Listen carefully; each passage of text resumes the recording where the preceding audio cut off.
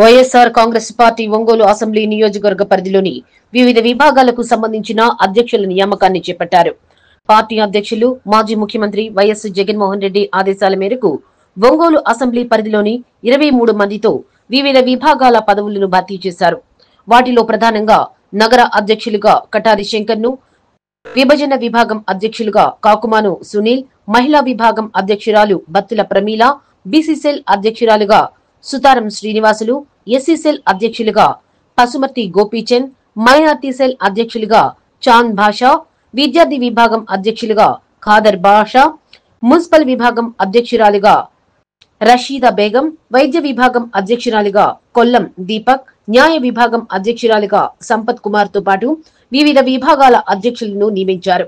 ఈ సందర్భంగా నూతనంగా పదవులు పొందిన అభ్యర్థులు ఒంగోలులోని వైఎస్ఆర్ కాంగ్రెస్ పార్టీ జిల్లా కార్యాలయంలో ఒంగోలు అసెంబ్లీ నియోజకవర్గ సమన్వయకర్త చుండూరి రవిబాబు, సిటీ ప్రెసిడెంట్ కటారి శంకర్లను కలిసి పుష్పగుచ్చాలు అందజేసి కృతజ్ఞతలు తెలియజేశారు.